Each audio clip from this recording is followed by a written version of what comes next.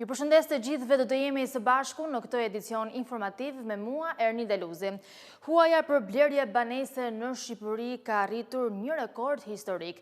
Sipas të dhënave zyrtare, Tirana përfaqëson rreth 75% të gjithë kredive për banesa në Shqipëri, duke konfirmuar dominimin në tregun e banesave. Në 10 vitet e fundit, borxhi shqiptarëve për shtëpi është dyfishuar. Huaja për blerje banese në Shqipëri ka arritur një rekord historik me një stok prej 230 miliard lekësh në 3 muajin e dytë të vitit aktual, sipas të dhënave zyrtare nga Banka e Shqipërisë. Scanintel ka analizuar shifrat ndryshe këtë herë duke vënë në fokus ndryshimin e huajave për banesa përgjatë një dekade të plotë dhe peshën që ky borxh ka sot për çdo familje shqiptare. Në krahasim me vitin 2015, kur totali kombëtar i këtij treguesi ishte rreth 102.4 miliard lekë, borxhi shqiptarëve për banesë është dyfishuar në vetëm 10 vite. Kjo shifër përkthehet në rreth 2.3 miliard euro, ndërsa në terma për banor, borxhi mesatar për shtëpi arrin sot në rreth 970 euro për frym, ose rreth 3.000 euro për familje, duke llogaritur një mesatare prej 3 antarësh për familje dhe rreth 755.000 familje në total. Rritja e fortë e kredisë për banesa është përqendruar ndjeshëm në kryeqytet. Në vitin 2015, Tirana përbënte 63% të totalit kombëtar të huajave për blerje banesash. Në vitin 2025, kjo peshë është ngjitur në rreth 74%, me një stok që ka arritur në 169.6 miliard lekë, nga vetëm 64.4 miliard lekë 10 vite më parë. Kjo do thotë se për çdo 4 lekë kredi për banesa në Shqipëri, 3 janë marrë në Tiranë. Zgjerimi i tregut të pasurive të paluajshme në kryeqytet, ndërtimet e reja në periferi dhe kërkesat e larta për banesa si investim kanë bërë që Tirana të përthithë pjesën më të madhe të financimit të sektorit, duke u shndruar në një treg thuajse të vetëqëndrueshëm. Pas kryeqyteti Durrësi vijon të jetë qarku me peshën e dytë më të madhe në tregun e huas për banesa. Në vitin 2015, ky qark përfaqësonte rreth 8% të totalit kombëtar me një stok prej 7.9 miliard lekësh. Sot pesha e tij ka rënë me rreth 6%, ndërsa vlera absolute e kredisë është rritur ndjeshëm, duke arritur në 14.1 miliard lekë. Të dhënat tregojnë se rritjet të ndjeshme kanë shënuar edhe qarqet e tjera të vendit. Vlora për shembull ka kaluar nga 4.2 miliard lekë kredi për banesa në vitin 2015 në 5.9 miliard në vitin 2025, e ndjekur nga Fieri dhe Elbasani me rritje të ngjashme. Pjesa më e madhe e këtij financimi lidhet me ndërtimet turistike dhe shtëpitë e dyta, sidomos në zona bregdetare, ku interesi për blerje banese nga vendasit dhe emigrantët ka qenë në rritje të qëndrueshme. 4 projektet e infrastrukturës rrugore kombëtare me performancën më të lartë kanë përfituar në total 2.4 miliard lekë pas ndryshimeve të fundit në buxhetin e shtetit. Por cilat janë këto investime, ndjekim kronikën. Ndryshimet në buxhetin 2025 përmes aktit normativ të qeverisë akordojnë 2.4 miliard lekë shtesë për avancimin e projekteve të ndryshme rrugore. Më konkretisht, këto para do ndahen për 4 projekte me performancë të mirë, që do vazhdojnë edhe pas vitit 2026. I pari është ndërtimi i rrugës lidhëse Tiranë-Elbasan me korridorin 8, një ndërhyrje që pritet të japë zgjidhje trafikut që krijohet në hyrje-daljet e autostradës Tiranë-Elbasan. Projekti synon ndërtimin e një segmenti që nis pa mbërritur te rreth rrotullimi brenda sheshit, duke bërë lidhjen e autostradës me korridorin 8 në afërsi të ish metalurgjikut. Autoritetet kanë deklaruar se synimi është që ky segment të jetë gati për qarkullimin e automjeteve verën e vitit që vjen. Lidhur me korridorin 8, akti normativ parashikon financim edhe për spostimin e linjave të tensionit të lartë përgjatë tij, që është dhe projekti dytë për të cilin janë akorduar fondet. Një tjetër projekt i rëndësishëm që merr financim për avancimin është bypassi i Tiranës për fazën e tretë të tij. Aktualisht janë nënshkruar kontratat për 2 fazat e para, që përfshin një gjatësi rruge prej 8.5 kilometra në segmentin Kashar-Vaqar, një pjesë kyçe e bypassit. Financimi i fazës së tretë nënkupton vazhdimin e këtij segmenti, që ka një gjatësi totale prej 21.6 kilometra. Bypassi i Tiranës konsiderohet ndër projektet më të rëndësishme të infrastrukturës rrugore, pasi do lidh direkt autostradën Tiranë-Durrës me Tiranë-Elbasan, duke shmangur hyrjen e trafikut tranzit në kryeqytet. Ndërkaq, projekti 4 që merr financim shtesë për vitin 2025 është rikualifikimi urban i superstradës Tiranë-Durrës faza 1 deri 3. Faza 1 dhe 2 përfshin zgjerimin e autostradës në 5 kilometrat e parë të saj, që nisin pak pasi kalon kthesën e Kamzës deri te mbikalimi i Rinasit. Ky segment parashikohet të përfundojë brenda 2 muajsh, duke bërë që në total të arrihet në 8 korsi lëvizjeje. Ndërkohë, faza e tretë përfshin ndërtimin e nyjes që lidh rrugën e Laknasit me projektin e zgjerimit të autostradës. Me një fond limit prej 129.6 milion lek, operatori i sistemit të shpërndarjes do të kryej një investim për projektimin, ndërtimin e rritit të ri energjetik në zonën e Çukës në Sarand. Kjo zonë është një nga më të frekuentuaret përgjatë gjithë sezonit turistik dhe së fundmi po përjeton një zhvillim intensiv urban dhe ndërtimor.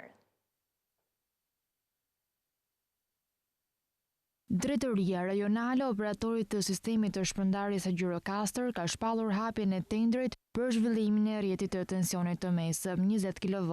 Rrjet tensioni ulët në fidra 3-6 në Sarand si dhe ndërtimin e kabinave të reja elektrike. Fondi limit i vënë në dispozicion për këtë projekt është 129.633.000 lek. Ky investim parashikon projektimin, ndërtimin e rrjetit të ri shpërndarjes në zonën e Çukës, që furnizohet me energji elektrike nga nën stacionin 110-20 kV Sarand. Sipas relacionit të publikuar në Agjencinë e Prokurimit Publik, zona e Çukës përbën një nga zonat më të frekuentuara përgjatë sezonit turistik dhe së fundmi po përjeton një zhvillim intensiv urban dhe ndërtimor. Këta faktorë kanë ndikuar në rritjen e ndjeshme të kërkesës për energji elektrike, duke tejkaluar kapacitetet aktuale të rrjetit shpërndarjes. Për këtë arsye, është domosdoshme ndërhyrja me rikonstruksion dhe shtim të kapaciteteve të infrastrukturës elektrike në mënyrë që të garantohet një shërbim cilësor për konsumatorët ekzistues dhe të përmbushen kërkesat e pritshme afatgjata të zonës. Qëllimi është realizimi i një zgjidhjeje teknike të qëndrueshme me standarde të larta. Nga ana tjetër, do të ndërtohen 6 kabina të reja elektrike, si dhe linja tensionit të mesëm dhe të ulët. Këto ndërhyre janë pjesë e zgjatimit të fiderit nga nën stacionin 110-20 kV Sarand, me qëllim përmirësimin e furnizimit me energji elektrike dhe rritjen e qëndrueshmërisë së rrjetit në zonat me zhvillim të lartë. Ndërkohë, konsumi në zonë përfaqësohet nga konsumatorë ekzistues, familjar dhe biznese. Ky projekt synon ndër të tjera edhe normalizimin e ngarkesave në linjat e tensionit të mesëm dhe të ulët, thuhet në dokument. Instituti i Vjenës për Studime Ekonomike Ndërkombëtare ka publikuar raportin më të fundit me projeksionet e vjeshtës për vitin 2025, duke ulur normën e rritjes ekonomike në 3.5%.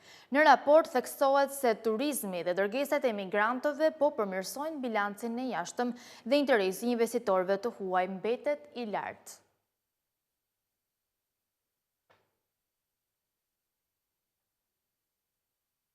Instituti i Vjenës për Studime Ekonomike Ndërkombëtare ka publikuar raportin më të fundit me projeksionet e vjeshtës për vitin 2025, duke ulur normën e rritjes ekonomike krahasuar me projeksionet e verës së këtij viti, të publikuara në muajin korrik. Referuar të dhënave të buletinit të fundit, prodhimi i brendshëm bruto i Shqipërisë do të zgjerohet me 3.5% këtë vit, nga 3.7% që ishin projeksionet e mëparshme. Sipas raportit, presionet inflacioniste vazhduan të jenë të moderuara dhe nivelin e synuar nga Banka Qendrore, pasi inflacioni bazë mbetet relativisht i ulët. Politika monetare vazhdon të mbështesë ekonominë, ndërsa sistemi SEPA që është në funksion që nga tetori i vitit 2025 do të forcojë më tej integrimin financiar në Bashkimin Evropian dhe do të intensifikojë e formalizojë transaksionet ndërkufitare. Turizmi dhe dërgesat e emigrantëve po përmirësojnë bilancin e jashtëm dhe interesi i investitorëve të huaj mbetet i lartë, megjithatë forcimi i mëtejshëm i lekut po krijon vështirësi për bizneset eksportuese. Instituti i Vjenës për Studime Ekonomike Ndërkombëtare parashikon se Mali, Shqipëria dhe Kosova pritet të kenë rritjen më të lartë ekonomike në rajon për vitin aktual, por edhe për 2 vitet e ardhshme. Theksojmë se për Kosovën prodhimi i brendshëm bruto për vitin 2025 pritet të zgjerohet me 3.9%. Instituti i Vjenës, sipas parashikimeve, thotë se vendi me rritjen më të ulët ekonomike në Ballkanin Perëndimor për gjatë vitit aktual pritet të jetë Serbia me vetëm 2%. Vlerësimet për Shqipërinë sa i përket çmimeve të konsumit parashikojnë që norma e inflacionit të jetë në 2.7%, më lart se vitin e kaluar, por më mirë se rajoni. Ndërkohë norma e papunësisë për vitin aktual pritet të jetë 8.4%, sërish më e ulta në rajon. Loti i parë i autostradës Tiranë-Durrës do të hapet për qarkullimin e automjeteve në fund të dhjetorit. Deklaratën e ka bërë zëvendës kryeministre, njëherësh ministre e infrastrukturës dhe energjisë Belinda Balluku, e cila inspektoi punimet në kantier. Zëvendës kryeministre, njëherësh ministre e infrastrukturës dhe energjisë Belinda Balluku, inspektoi punimet në kantierin e autostradës Tiranë-Durrës. Sipas ecurisë së punimeve, Balluku shpreh se loti i parë do të jetë i hapur për qarkullimin e makinave deri në fund të muajit dhjetor. Ndodhemi në një nga kantierët që po ecën më mirë për të thënë të drejtën në të gjithë Shqipërinë, që është kantieri i autostradës Tiranë-Durrës. Ndodhemi në fazën e dytë të këtij kantieri. Faza e parë ka një ecuri të mirë, qëndrueshme, 65%, ndërkohë që faza e dytë ka 80% ecuri. Tashmë autostrada Tiranë-Durrës në 6 kilometrat e para, duke nisur nga Casa Italia dhe deri në mbikalimin e Kasharit, kthehet në një autostradë të tipit A, me një kuror 32.5 metra gjerësi. Kemi 3 korsi nga 2 akrahët, plus një korsi emergjence, që e bën me 4 korsi nga të 2 akrahët. Ecuria e projektit është shumë e mirë, pra faza e parë është 65% ecuria, ndërkohë në fazën e dytë 85%. Do me thënë, ne shpresojmë që festat e fundvitit ta kemi dorëzuar, pavarësisht se afati kontraktual është shtatori i vitit 2026. Ndërkohë, RSH ka nisur përgatitjet edhe për gjelbërimin si dhe arredimin urban të kësaj autostrade. Sipas zëvendës kryeministres Balluku, do të ketë edhe një ndryshim brenda tuneleve të Shqiponjës për sa i përket arredimit, duke qenë se është hyrja kryesore e Tiranës. Projektet në infrastrukturë po mbështeten më tepër nga plani i rritjes ekonomike të Bashkimit Evropian. Vendi ynë ka përparuar në hartimin e disa strategjive në kuadër të agjendës kombëtare të reformave 2024-2027, që e shtyu Bashkimin Evropian të lirojë fondet të reja. Edhe këtë radhë, infrastruktura është fokusi kryesor i investimeve të BE në Shqipëri. Shumica e parave që po jepen për vendin ton nga plani i rritjes ekonomike të Bashkimit Evropian, ku financimi më i fundit kap një vlerë prej 100 milion eurosh, do t'i kushtohen projekteve infrastrukturore. Në mars të këtij viti, Shqipëria përfitoi 64.5 milion euro para financim nga plani i rritjes ekonomike të Bashkimit Evropian, rreth 30 milion euro kredi koncesionare për zbatimin e reformave të agjendës kombëtare të reformave dhe 34.5 milion euro në grante dhe hua koncesionare për investime në infrastrukturë. Duke filluar nga tani, rreth 54 milion euro të tjera do të kanalizohen përmes kornizës së BE-s për investime në Ballkanin Perëndimor për të mbështetur zhvillimin e infrastrukturës. Komisioni Evropian nuk ka dhënë detaje se cilat janë këto investime, por mund të jetë Shqipëria ajo që do i kanalizojë sipas projekteve që kanë më shumë nevojë për para.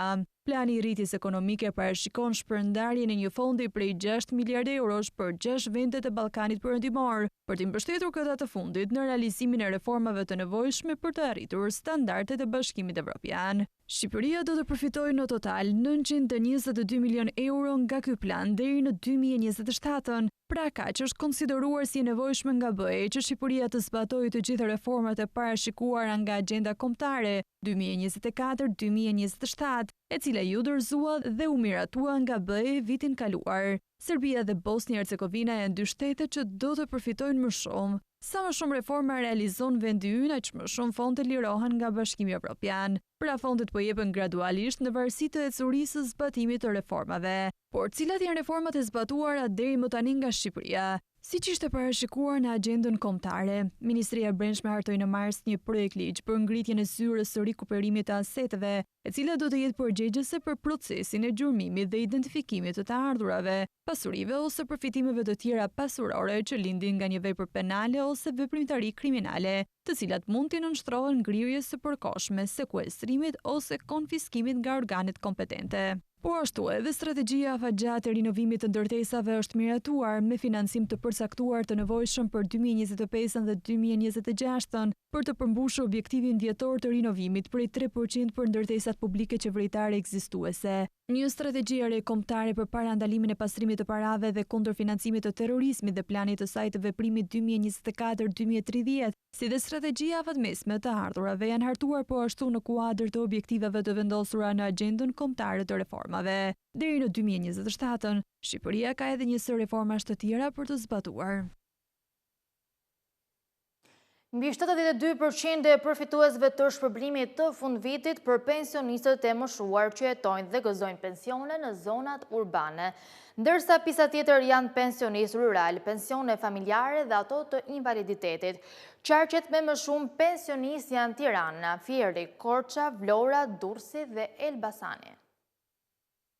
Afro 521.000 pensionistë në të gjithë vendin do të marrin shpërblim në fund vit, nga 10 deri në 15.000 lekë në varësi të nivelit të pensionit që kanë, nëse është më i ulët se 20.000 lekë apo më i lartë. Por ku do të shkojë bonusi dhe si është shpërndarë harta e pensionistëve në të gjithë vendin. Referuar të dhënave zyrtare, ajo që vjet re është një rritje e lartë e numrit të pensionistëve nga viti në vit, ku nga 2023 në 2024 skemës janë shtuar afro 16.400 përfitues. Ndërsa nëse do të marrim në konsiderat 5 vjeçarin e fundit, rritja në raport me vitin 2020 regjistrohet në 55.535 pensionistë më shumë. Pjesën më të madhe të përfituesve përbëjnë pensionet urbane, një shifër kjo që arrin në 630.142 në fund të vitit që lan pas, ku përfshihen edhe pensionet e invaliditetit dhe ato familjare. Ajo që vjet re është një trend progresiv shumë i lartë në rritje të pensioneve urbane. Nëse do ta krahasojmë me vitin 2020, ku regjistroheshin vetëm 550.420 pensione urbane, kapërcimi në 2024 është me 79.722 përfitues më shumë. Në këtë grup, pensionet familjare janë rreth 44.000 dhe kanë qenë thuajse në të njëjtin trend. Pensionet e invaliditetit në 60.516 dhe kanë rezultuar me rënje, ndërsa pensionet e pleqërisë regjistrohen në 525.421, duke u rritur me 84.842 përfitues në raport me vitin 2020. Shifrat tregojnë se popullsia e Shqipërisë po plaket me ritme të shpejta dhe se skema po mbi ngarkohet çdo ditë më shumë. Numri më i lartë i tyre është i përqendruar në Tiranë, Fier, Korçë, Vlorë, Durrës dhe Elbasan. Sa i takon pensioneve rurale, vjet re një trend tërësisht i kundërt. Numri i pensionistëve rural ka zbritur gradualisht nga 115.443 në vitin 2020 në 91.256 përfitues në vitin 2024, me një rënje që llogaritet në 24.187 përfitues më pak në skem. Në 2024, 82.146 janë pensione pleqërie, 5.410 pensione invaliditeti dhe 3.700 pensione familjare, të cilat gjithashtu rezultojnë në rënje. Numri më i lartë i pensioneve të pleqërisë në zonat rurale është i përqendruar në Tiranë, Fier, Elbasan, Vlorë, Korçë, Berat dhe Peshkopi. Në total në të gjithë Shqipërinë janë mbi 607.000 persona të moshës së tretë në qytet dhe fshat që përfitojnë shpërblim fundviti, 66.000 persona që përfitojnë pensione invaliditeti dhe rreth 47.900 pensione familjare.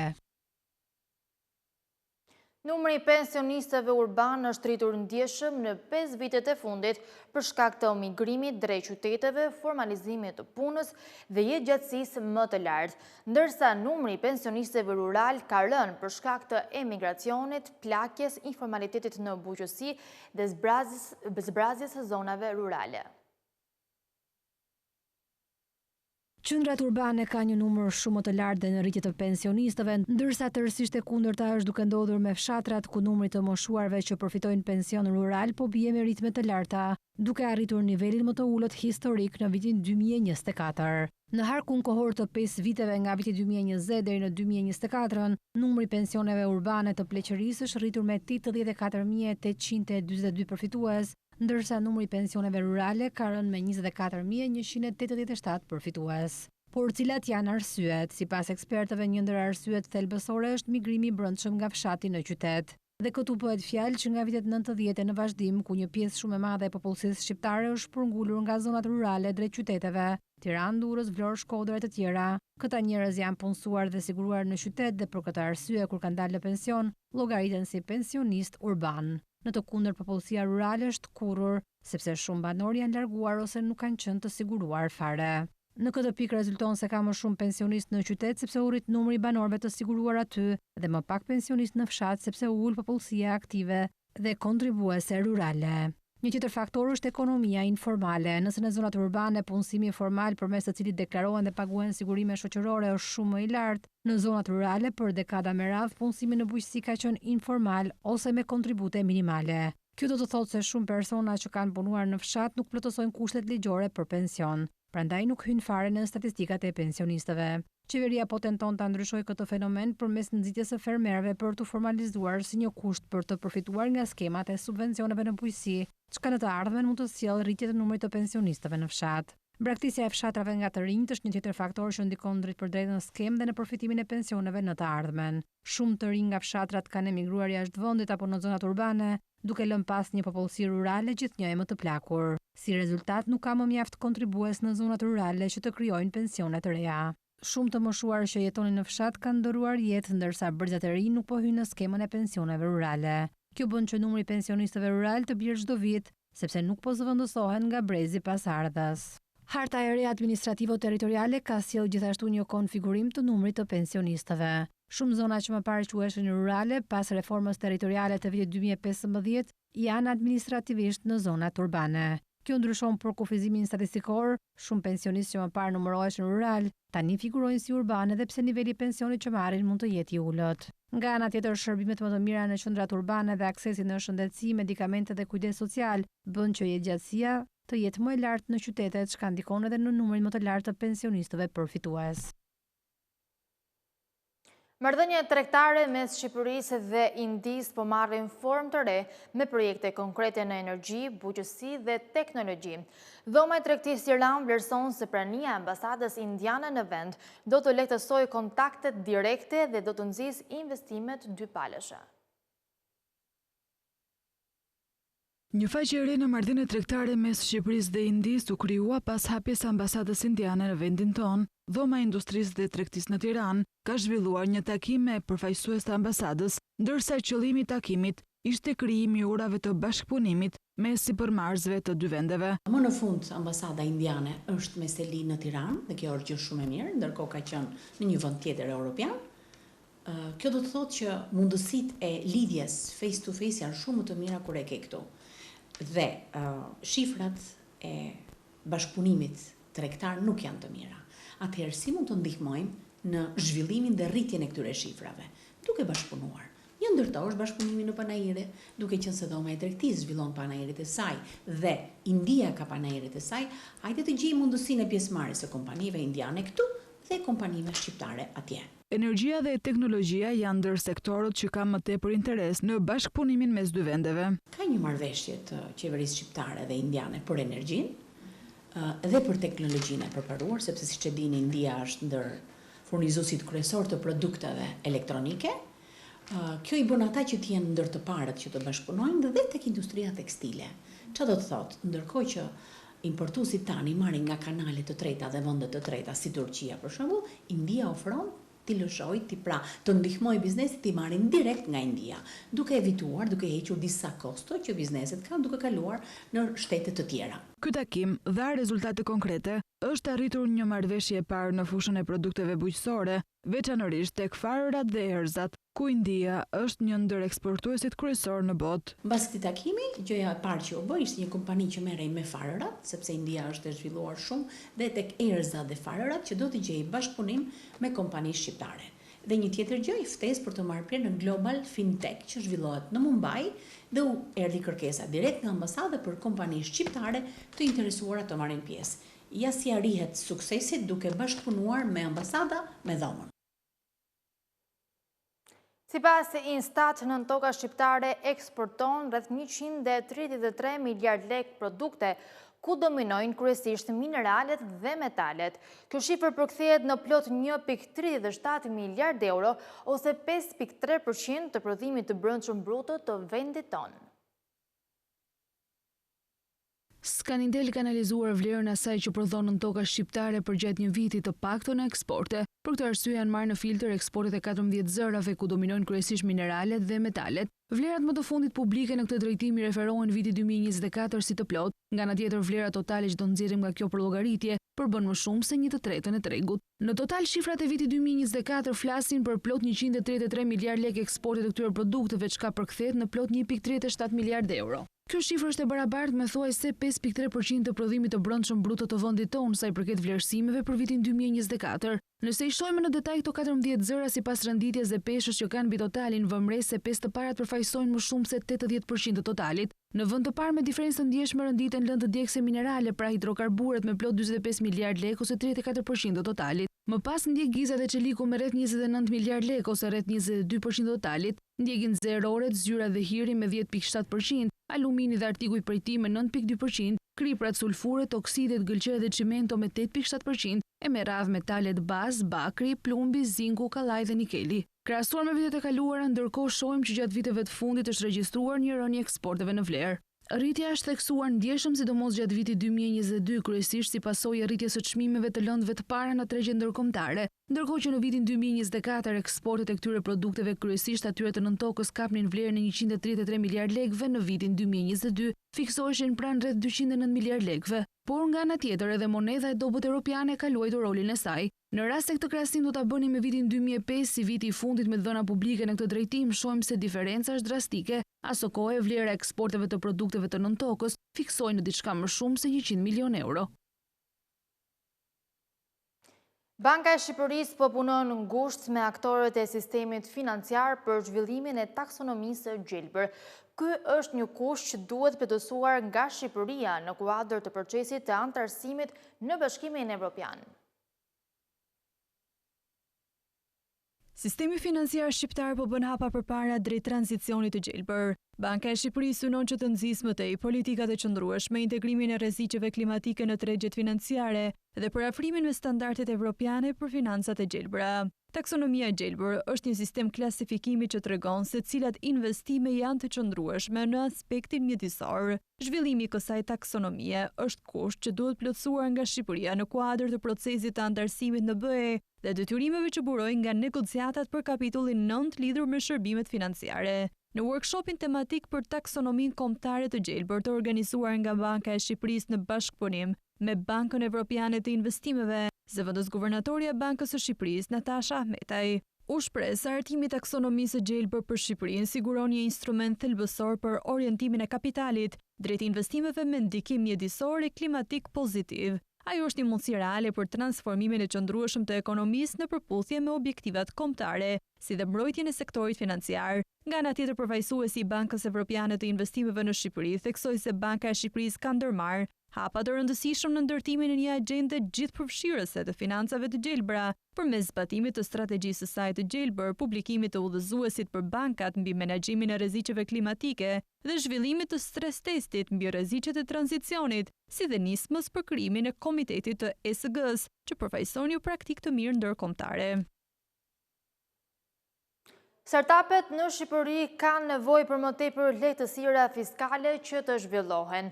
Sipas studiueses Klevisa Kapo, shlyerja e pagave të punonjësve të tyre në muajt e parë është gjithashtu një nga format për të mbështetur më shumë ato. Shqipëria është akoma në fazat e para të zhvillimit të ekosistemit të startupeve, por ka potencial të kthehet në një hub inovacioni në rajon, në rast se përdoren mekanizmat e duhur për të rritur mbështetjen ndaj tyre. Sipas studiueses Klevisa Kapo, mungesa e lidhjes së këtyre bizneseve të reja me hubet ndërkombëtare është vetëm një ndër faktorët që pengon ngritjen e tyre. Ekosistemi startupeve në Shqipëri është në fazat e hershme, që do të thotë mungojnë element shumë thelbësor, siç janë strukturat e qëndrueshme, mekanizmat qeveritar, lidhjet me hubet ndërkombëtare. Dhe për këtë arsye edhe suporti që kanë startupet në Shqipëri është deri diku i kufizuar dhe ndoshta jo kompetitiv me ekosistemet më të zhvilluara në botë. Aktualisht ne kemi forma të suportit të startupeve, siç mund të jenë grantet. Ajo u shpreh se lehtësira fiskale, shlyerje e pagave të punonjësve të tyre në muajt e parë, ose më shumë konkurse ku startupet të fitojnë grante, janë vetëm disa nga mënyrat se si mund të rritet mbështetja ndaj tyre. Një mekanizëm ose një formë shumë e mirë e cila mund t'i suportonte startupet, mund të inkorporohet në ligjin e startupeve dhe mund të përfshi forma të ndryshme suporti, si për shembull mbështetje me taksat, mbështetje me pagat e punonjësve në vitet e para të një startupi. Ka modele në botë të cilat në momentin që një startup ndërtohet, shteti i klasifikon në një kategori më vete dhe ato kanë përfitime të larmishme të cilat nuk i kanë bizneset e tjera. Ka edhe shumë iniciativa që janë ndërmarrë, siç mund të jenë konkurse të ndryshme që zhvillohen për startupet, co-working spaces, qendra piramida. Shqipëria u rendit në vendin e 83 në botë në indeksin më të fundit botëror të ekosistemit të startupeve, duke u përkeqësuar në krahasim me vitin e mëparshëm.